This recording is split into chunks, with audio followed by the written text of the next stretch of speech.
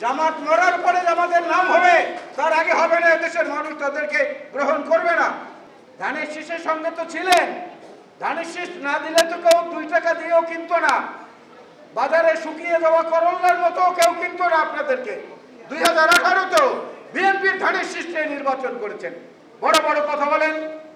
2001 থেকে 2006 বিএনপি সরকারের সঙ্গে ছিলেন সহযোগী হিসাবে। বিএনপির যদি কোনো ভুল হয়ে থাকে, সেই ভুলের অংশীদার আপনারাও আছেন। আজকে বারবার আঙ্গুল তোলেন কোথায়? শুধু উপর দিকে ছড়েন, নিজের গায়ে পড়ে সেইটা আগে দেখার চেষ্টা করেন। সেটা না দেখে ক্রমাগত বিএনপিকে যে ধরাশায়ী করার চেষ্টা করছেন, এটা কোনো ক্রমে আমরা মেনে নিতে পারি না। বিএনপির অবস্থাটা এর আগের সমাবেশে আমি বলেছিলাম আপনাদেরকে যে বিএনপি অর্জুন গাছের ছাল হয়ে গেছে। যার যখন মন চায় ছাল কেটে নিয়ে নিজের চিকিৎসায় ব্যবহার করে। এই অর্জুন গাছের ছাল বিএনপির হলেও চলবে না। বরং আমি অনুরোধ করবো, মঞ্চে আজকে মাননীয় মহাসচিব আছেন, বীর মুক্তিযোদ্ধারা আছেন, বিএনপির পক্ষ থেকে দাবি তোলা উচিত যে 23-24 এবং এর আগের গণহত্যা, নির্মম নির্যাতন, নিপীড়ন, ভোটাধিকার হরণ, এই জন্য যদি আওয়ামী লীগের কার্যক্রম নিষিদ্ধ হতে পারে, তাহলে 71-এর গণহত্যা, ধর্ষণ, নারকীয় হত্যাযজ্ঞের কারণে জামাত ইসলামকে নিষিদ্ধ করতে হবে, তাদের কার্যক্রম নিষিদ্ধ করতে হবে। একই অপরাধে 2 রকম বিচার হতে পারে না। প্রধান উপদেষ্টার দৃষ্টি আকর্ষণ করে আজকের এই কথা বলতে চাই। আর আমি আমার বক্তব্য বাড়াবো না, ওনারা বলবেন।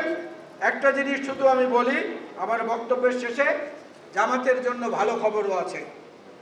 মুরগির বাচ্চারা মুরগিকে দুঃখ করে বলছে, মা, মানুষের এত সুন্দর সুন্দর নাম, আমাদের তো কোনো নাম হয় না কেন? আমরা এতগুলো বাচ্চা তোমার। মুরগি বলছে, না না না, তোমাদেরও নাম হয়। বলে, কোথায় নাম হয়? বলে, তোমরা মারা গেলে পরে তোমাদের নাম হয়। Chicken biryani, chicken roast, chicken burger, chicken tandoori, তাই দেখো কত সুন্দর সুন্দর নাম। জামাত মরার পরে জামাতের নাম হবে, তার আগে হবে না। দেশের মানুষ তাদেরকে গ্রহণ করবে না। 75-এর চেতনা আমাদেরকে সেটাই শিখিয়েছে। স্বাধীনতার পক্ষের, মুক্তিযুদ্ধের পক্ষের এবং মুক্তিযুদ্ধের মূল যে ধারণা, মূল যে রূপরেখা, সেইটা হৃদয়ে লালন করে শহীদ জিয়াউর রহমান বীরুত্তম। তার নেতৃত্বে হয়েছে 75-এর 7ই নভেম্বর। দেশনেত্রী বেগম খালেদা জিয়ার নেতৃত্বে এসেছে বাকশাল থেকে একদলীয় গণতন্ত্রের সুবাতাস। তার নেতা তারেক রহমানের নেতৃত্বে আসবে এই দেশে জনগণের মালিকানা জনগণের কাছে ফিরিয়ে দেওয়ার সেই পুনঃপ্রবর্তনের বন্দোবস্ত। এটাই আজকের আমাদের প্রত্যাশা।